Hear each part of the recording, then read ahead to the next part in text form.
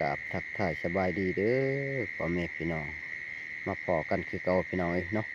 มื้อนี้ก็บ่าวังกะสิพาพี่น้องไปหาเก็บหอยพี่น้องหอยปากกวางเนาะกลางทงไห้ทงหน้าพี่น้องว่าสิมีหรือบ่เนาะบ่าวังกะบ่ฮู้พี่น้องบ่าวังกะโดนบ่ได้มาบ่ได้ผ่านมาเนาะเพราะว่ายุ่งกับเบียกกับงานหลายหาอยู่หากินกับบ่ได้มาทางทงไห้ทงหน้าพี่น้องมื้อนี้ก็ได้พ่อหน้าพ่อตากันอีกแล้วพี่น้องเนาะก็ขอฝากติดตามในเด้อ FC ครับอย่าพอเปิดเผาเนื้อกันพี่น้องเนาะระวังกาดนเถื่อได้ลงคลิปพี่น้องมื้อนี้อีกมาพอกันอีกแล้วว่าสิมีหรือบ่หอยพี่น้องไปลุ้นกันต่อพี่น้องเนาะไปพี่น้องไปว่าสิมีหรือบ่เลาะเบิ่งมีตัวหน่อยพี่น้องอยากเอาตัวใหญ่พี่น้องตัวนี้มันจะหน่อยเลยปากมัน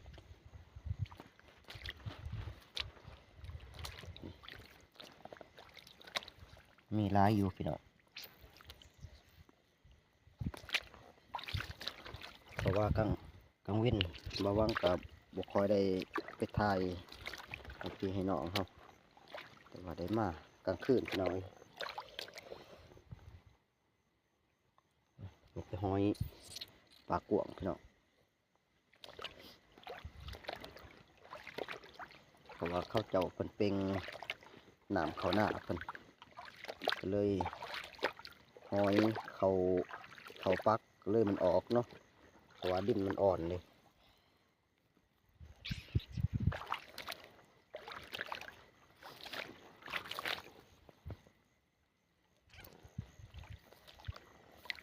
หลายขนาดพี่น้องหอยนี่คือมีแต่หอย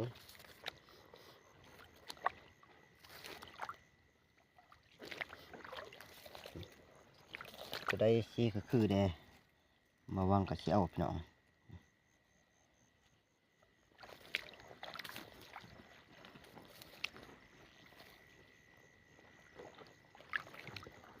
มันจะมีลายอยู่กลางทงหน้า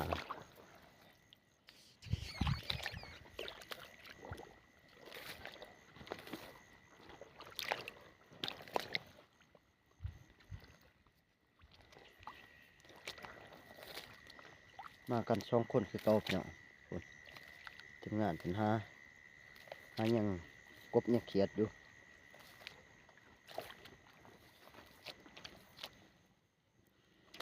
ทางป่าวังหาเก็บหอยพี่น้องเก็บหอยเอามาต้มมันนี่ก็แม่นแล้วเพราะว่าน้ำอยู่ในน้ำมันจะขุ่นแน่ค่อนข้างจะหายากแน่เนาะกลางหน้าเพราะว่ามันน้ำมันขุ่นเลยงัวควายมันลง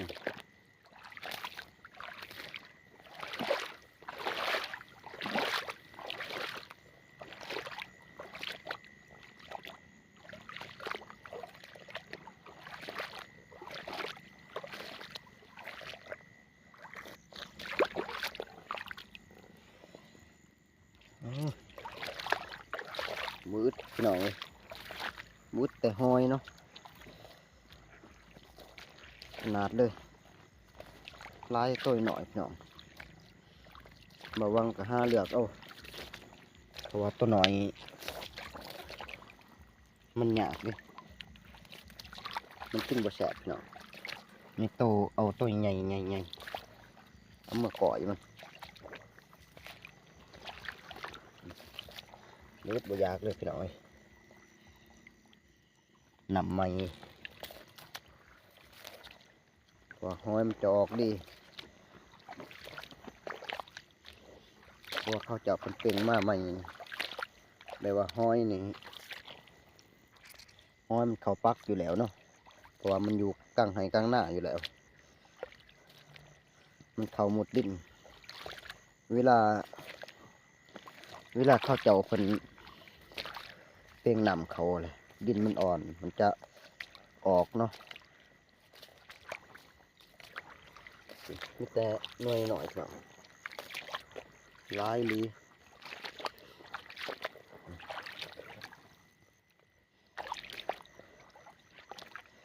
สุดยอดเลยเบาเรื่องหอย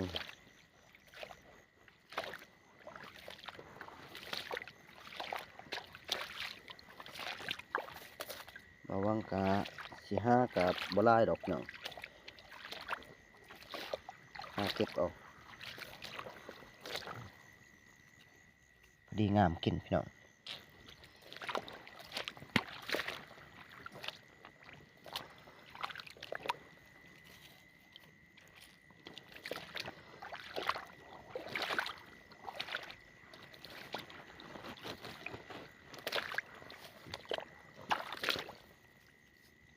ตัวนี้มันเด็กน้อยแน่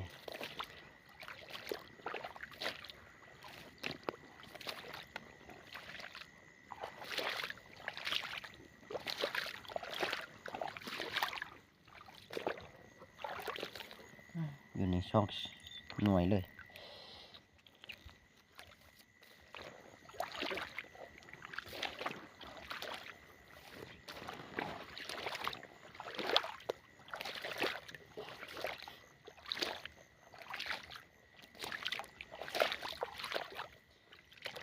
บนนำไรนี่พี่น้องห้อยหน่อยนี่โอ้ขนาดเลยความลาย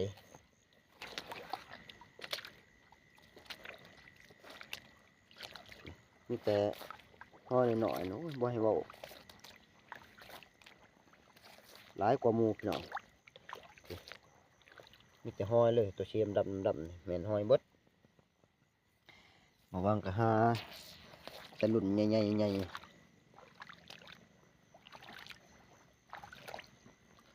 รุ่นน้อยๆนี่มาวางสิบ่เอาพี่น้อง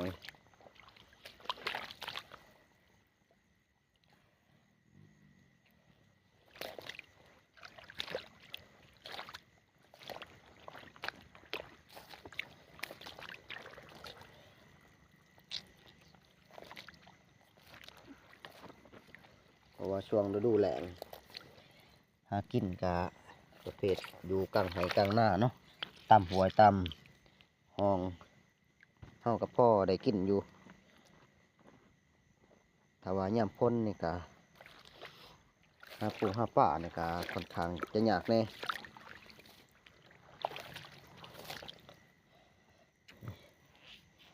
หอยปลากวางตัวนี้หน่วยใหญ่เลยไตทั้งโขกหน่อย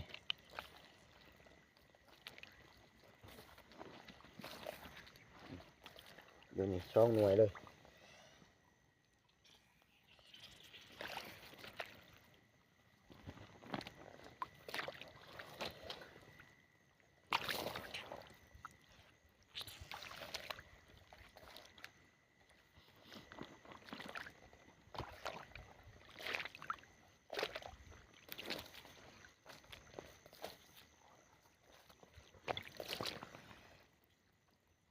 มันจะมีหลายสีนี่ต้นอ่อนก็มีพี่น้องต้นดำก็มีเป็นสีต่างนี่จะหลายอันดับหนึ่งเลยพี่น้องว่าวเหลืองหอยเนี่ยอันดับหนึ่งนะขาม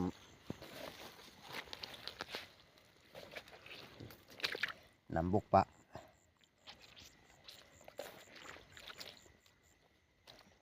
แค่นี้จะนำจะบุกเลยพี่น้องเริ่มบุกแล้วเนาะ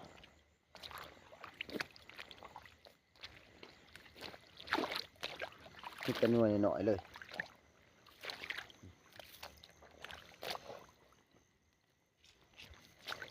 มันจะบ่มีหน่วยใหญ่บ่อึดพี่น้องบ่เหลืองหอย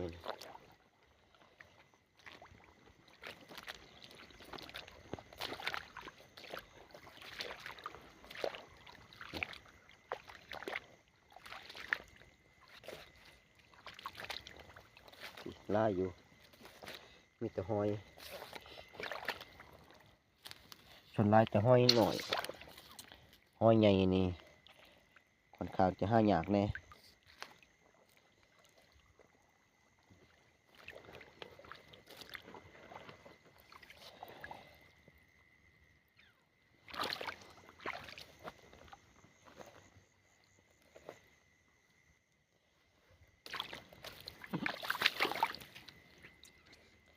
นักเนาะเพราะว่าบาวังมาเก็บหอยนี่กะสิเมื่อให้พี่ให้น้องบาวังเมื่อเห็ดก่อยนะพี่น้องเนาะบาวังจึง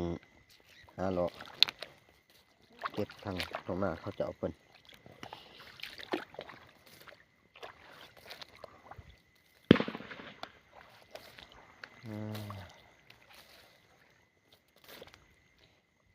โถ่พี่น้องเลยหลายคักเลย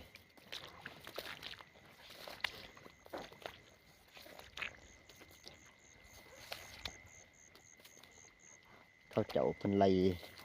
งัวขวายเนาะเขากินชวนมาตนเขาเจ้าเพิ่น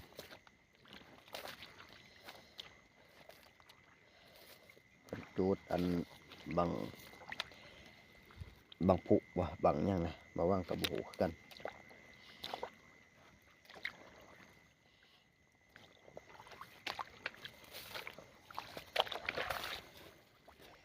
ส่วนลายจะมีตัวหน่อยลายพี่น้อง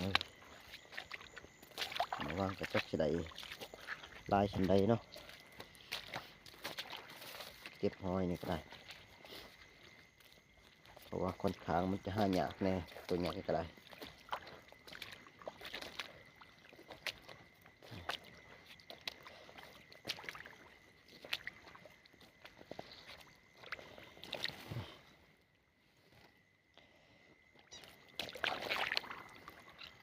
มันมันใหญ่คนใดพี่น้อง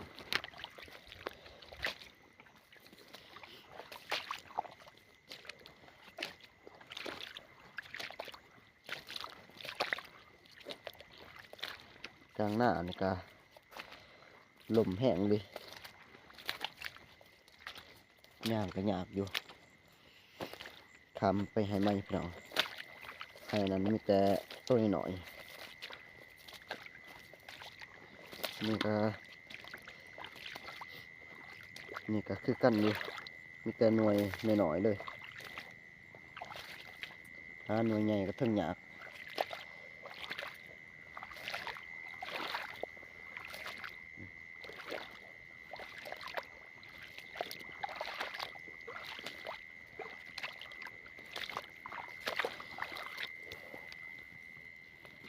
มีแต่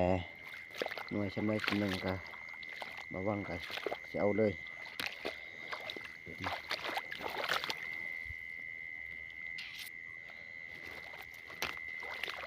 เดือกลายกะจะน้อยคิดบ่ได้พี่น้องเก็บไปเลย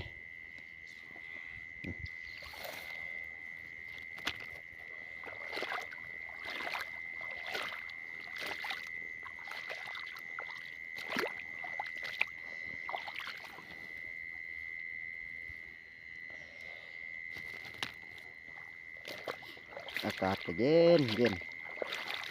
ยามหนาว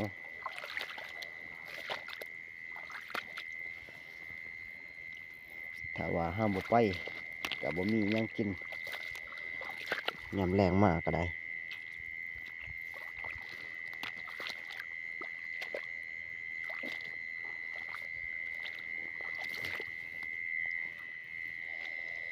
หน่วยมิชนลายแต่หน่วยซ้ำนี่แหละพี่น้องลายชุดเลย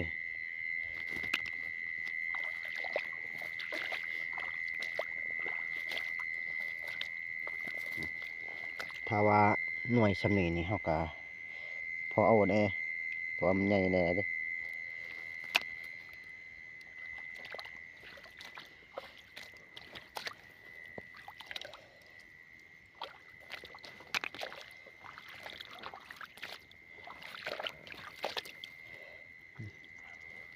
มีแต่หน่วยแบบนี้โอ้ยคักพี่น้อง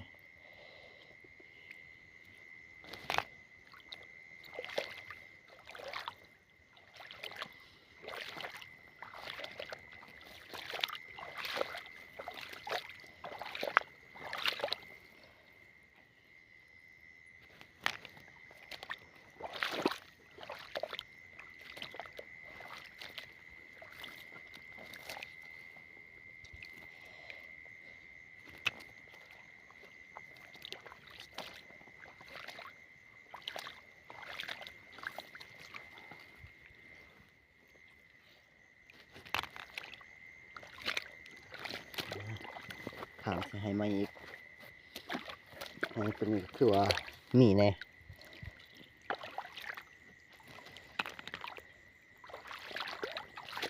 คือมีหน่วยใหญ่แน่เนาะมีฮอดอันแม่งเนี่ยแม่งตะโตพี่น้องเลยถามมีลายกลัวคิดนู้คักปัญญังแม่งตะโตนี่ก็ได้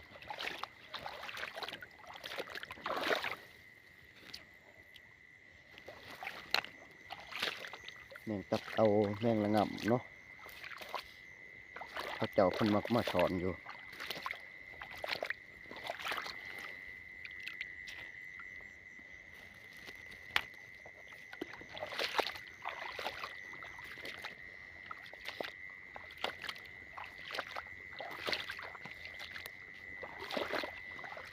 แท่นค่อนข้างจะลึกแน่น้ำพี่น้องบนลึกบนตื่นเลย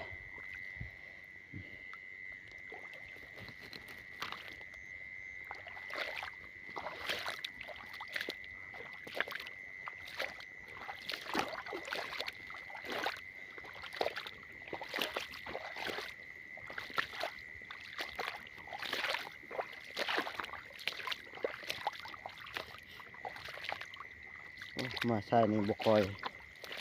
ยมีเลยพี่น้องเลย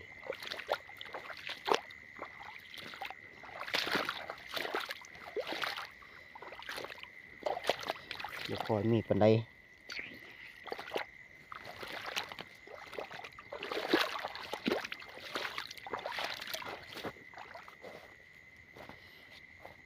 ลงให้นี่อีกให้นี่ใช่ดีพี่น้อง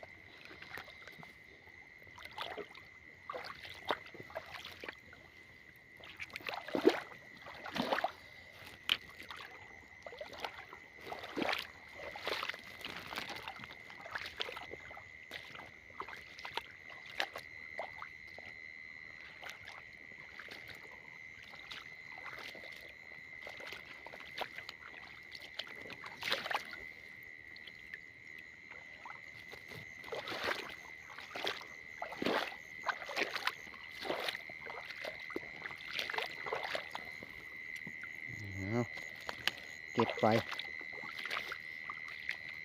ได้ทำได้กระยามา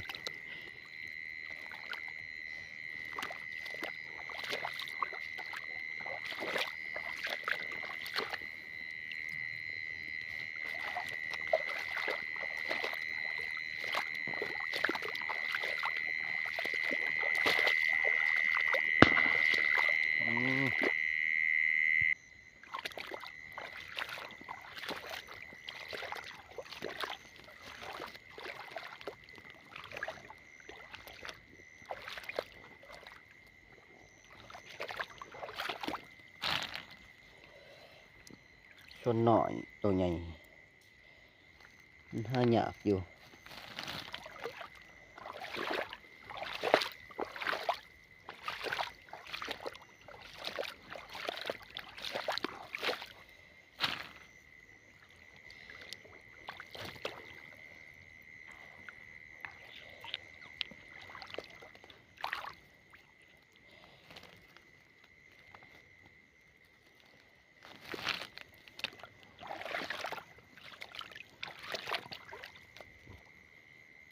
แม่งกระเต่าพี่น้องเอ้ย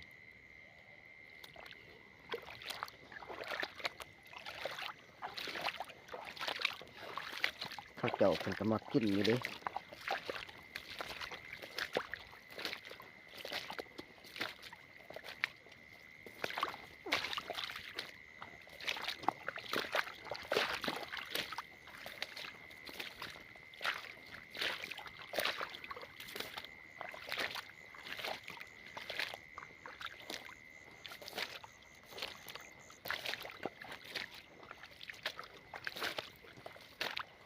ซ้ายนี่บ่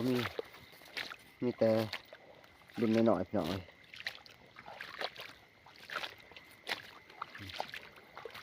บ่อึดประเภทน้อยๆ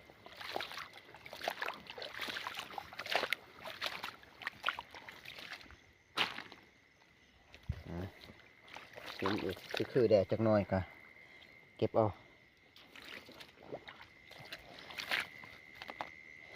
ใส่กระสอบข้างในได้ลายเติบอยู่เดิโคตรพี่น้อง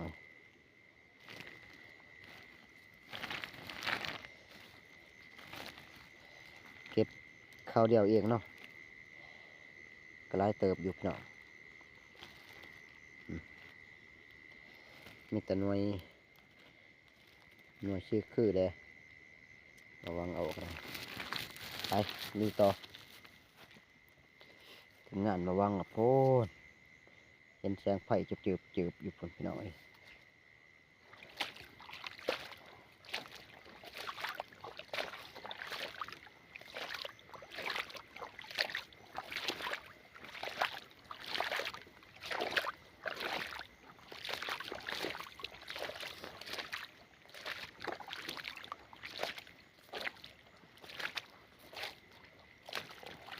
ใช่นี่จะบ่เห็นเลย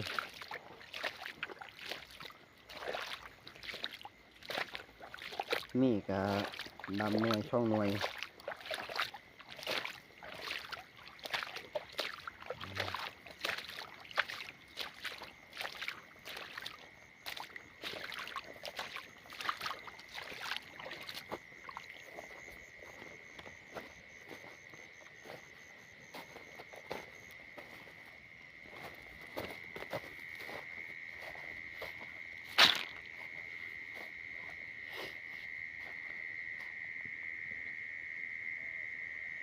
เบิดพี่น้อง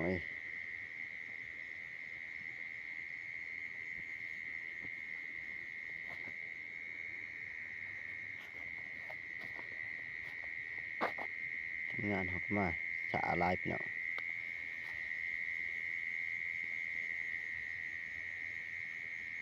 พี่น้องเนาะมาวังกา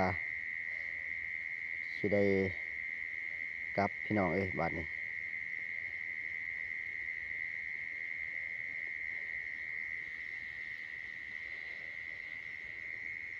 หวังก็จะได้กลับบ้านพี่น้องเนาะคลิปหน้าพอกันใหม่เด้อพี่น้องคลิปนี้ขอกล่าวคำว่าสบายดี